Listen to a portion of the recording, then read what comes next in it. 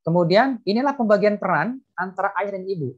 Ya, ayah adalah man of vision and mission, yang mikirnya jangka panjang, mikirnya besar, mikirnya itu biasanya laki-laki. Saya nggak bermaksud degradasi perempuan, tidak. Tapi itulah memang fitrah yang laki-laki. Karena laki-laki itu oleh Allah ya ditunjuk sebagai pemimpin. Tapi pelaksana hariannya ibunya. Ayah adalah supplier maskulinitas, ibu supplier feminitas. Nah, kalau peran ibunya kurang, anak-anaknya maskulin, maco-maco, perempuan tapi maco. Kenapa? Kurang sentuhan feminin dari ibunya. Dan sebaliknya, kalau peran ayahnya kurang, maka anaknya feminin, biarpun laki-laki. Coba teman perhatikan teman-teman, hari ini kalau lihat kalau ada artis laki-laki yang rada-rada gimana gitu ya, lemah gemulai. Lihat riwayat hidupnya. Biasanya dia nggak dekat sama ayahnya, atau biasanya single parent ikut ibunya. Dan perannya tidak digantikan oleh misalnya kakeknya, pamannya. Jadi sosok laki-lakinya itu kurang dalam hidupnya. Nah, biasanya jadi begitu. Ya.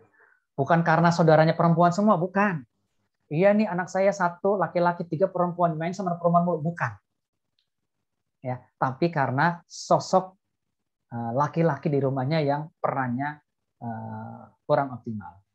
Ya, itu harus ada suppliernya kan. DNA kita kan XY ya. Jadi harus dua-duanya ada. Laki-laki itu juga perlu feminitas dalam kepribadiannya. Supaya dia hatinya lembut. Dan perempuan juga butuh sisi maskulinitas dalam beberapa hal. Nah, peran ayah dalam menguatkan ego dan individualitas, yang ngajarin berani, ngajarin resiko, ngajarin itu laki-laki. Emang harus ayah ngajarin begituan gitu. Anak pulang sekolah dipukul temannya. Coba kalau ibunya ngelihat anaknya berdarah, reaksi ibu rata-rata gimana? Gimana Mbak Nur? Reaksi ibu biasa gimana kalau ngelihat anaknya gitu? Biasanya panik, Panik. sedih, nangis. Betul. Uh, Panik, sedih, nangis. Apa salah? Nggak salah. Emang fitrahnya begitu. Yang salah karena pas nangis ibunya mulu yang diemin, bapaknya nggak diemin. Coba kalau bapaknya gimana?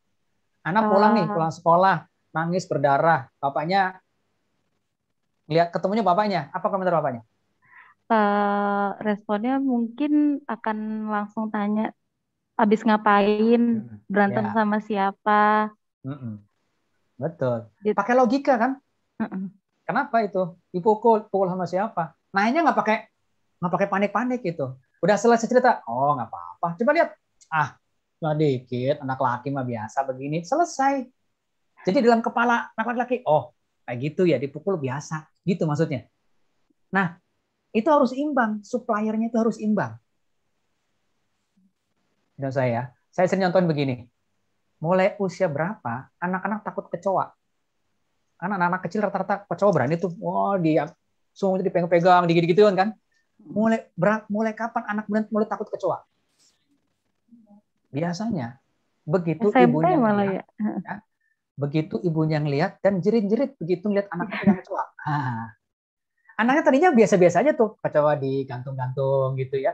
Ibunya ngeliat jerit-jerit, naik ke kursi segala macam. Anaknya bingung kan, apa yang salah? Dia lempar tuh kecoa, traumatis begitu.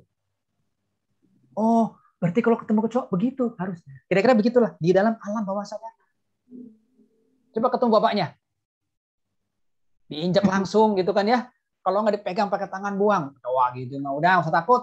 Kedek siapa kamu mau kecoa? Kedek aku. Ya udah nggak usah takut kecoa takut. Nah, laki-laki itu udah sering begitu. Dan memang perannya begitu. Menguatkan ego, maskulin, individualitas. Nah, supply ini yang kurang ya pada anak-anak yang peran ayahnya sedikit dan tidak ada pengganti. Nah, pengganti misalnya gini, bapaknya kerja luar kota, pulang sebulan sekali.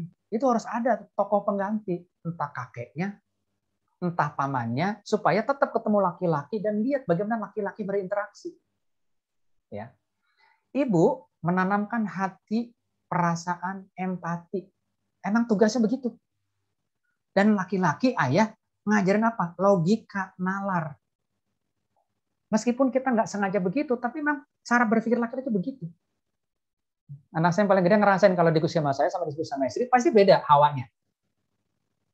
Ya kalau sama Abi itu logis, runut, gini, tahapannya begini. Ya, emang begitu laki-laki.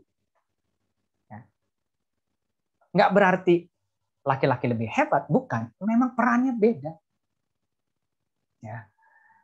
Ayah itu mendidik iman, akidah. Ibu mendidik akhlak, mendidik nurani. Ya akidah itu ayah yang cocoknya ngajarin akidah. Iman itu kan kepercayaan, keberanian, syaja'ah, iman gitu kan. Nah, nanti detailnya kita akan bahas dalam sesi kurikulum ya.